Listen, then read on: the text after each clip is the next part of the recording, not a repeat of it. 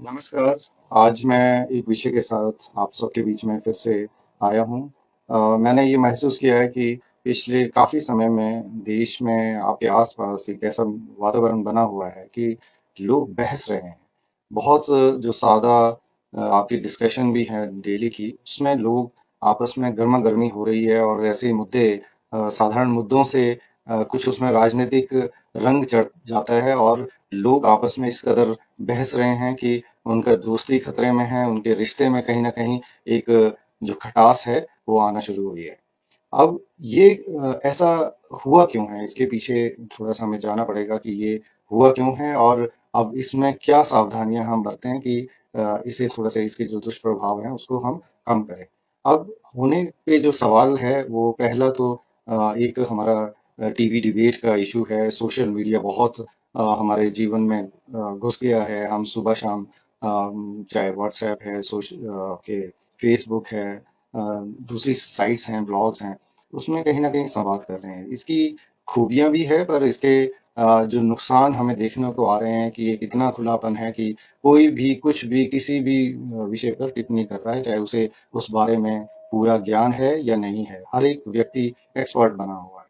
और टीवी का भी इस तरह ही है, डिबेट में आपको भड़का देते हैं जो विभिन्न विचारधाराओं के लोग हैं, जो एक पक्ष विपक्ष में एक टिपिकल डिबेट की तरह सामना करते हैं। उसके तर्क हैं चाहे कुतर्क हैं, उनको अच्छी तरह से बोलने हैं। तो ये एक हमें एक इंसाइट करते हैं और हम उसमें भावनाओं के बीच में कोई एक साइड ले लेते हैं और हम उसमें रोमांच ढूंढने की कोशिश करते हैं। शायद इसी वजह से जो हमारे सबसे ज़्यादा टीआरपी वाले चैनल्स हैं वो चीखने चिल्लाने वाले हैं और ये इसीलिए है कि लोग उन्हें देख रहे हैं, उनको वो पसंद आ रहे हैं, वो उसमें रोमांच ढूंढ रहे हैं और अपने जो इमोशनल एस्पेक्ट है डिस्कशन का, उससे वो सेटिस्फाई उससे हो रहे हैं। अब दूसरा विशेष पहलू ये है कि ये जो डिबेट्स हैं ये हुई इतनी आक्रामक हो क्यों रही है? दरअसल पिछले अगर 5-6 वर्षों की बात करें, देश में जो विचारधाराओं का एक लड़ाई है, वो बहुत स्पष्ट रूप में खुले में है और मैं तो ये समझता हूँ कि आज के समय में ज़्यादातर जो देशवासी हैं, देश के विभिन्न जितने भी प्रांत हैं, कहीं पे भी हैं, वो या इस ओर हैं या दूसरी तरफ हैं। एक किस्म से हिंदुस्तान में पहली बार ऐसा हुआ है कि दो मुख्य जो राजनीतिक विचारधाराएं हैं, उसमें चाहे लेफ्ट है चाहे आपका राइट जो हम कहते हैं कई दफा, उस तरह से विभाजन हो गया है। बहुत ही कम लोग हैं, मैं तो कहता हूँ नगण्य हैं, जो लोग बहुत अच्छे को अच्छा और बुरे को बुरा किसी भी तरफ वो कहने में हिम्मत जुटा पाते हैं और कहते हैं, अच्छे को अप्रिशिएट करते हैं और बुरे को बुरा कहने का जज्बा रखते हैं, हिम्मत रखते हैं। अब देखने वाली बात ये है कि ये बहसें जो चल रही हैं, जिस तरह से रिश्तों में खटास आ रही है, आखिर इनसे बचने के लिए करना क्या होगा? तो सबसे पहला कदम तो यही है कि हम इस चीज़ को समझें कि ऐसा हो क्यों रहा है। ये वीडियो भी इसी कड़ी में है और इससे बाहर निकलने के लिए कुछ एक प्रिंसिपल्स हैं जिस पे आपको रहना होगा। एक मैंने खुद जो आजमाया है कि मैं खुद से बहुत विषयों पे बहुत इमोशनल भी हुआ करता था और ये बात तब की है जब हिंदुस्तान में इंडियन टेलीविजन पे टीवी डिबेट शुरू हुई थी और न्यूज़ और टाइम्स नाउ की डिबेट से आगाज हुआ था। बहुत आक्रामक डिबेट थी, पूरे हिंदुस्तान में उसको सराहा गया था। उसके बाद वो सिलसिला थमा नहीं और आज हम अ, उसके पीक पे पहुंच गए हैं जहाँ पे भाषा और गुस्सा इस तरह से टीवी चैनल्स में दिख रहा है जिससे डिबेट कोई भी डिबेट है वो बहुत आक्रामक होती चली जा रही है। पिछले लगभग 1 डेढ़ वर्ष से मैं टीवी चैनल्स नहीं देख रहा हूँ। जितना थोड़ा बहुत कहीं दिखता है वो सोशल मीडिया के माध्यम से या सीधा इंटरनेट में जाकर।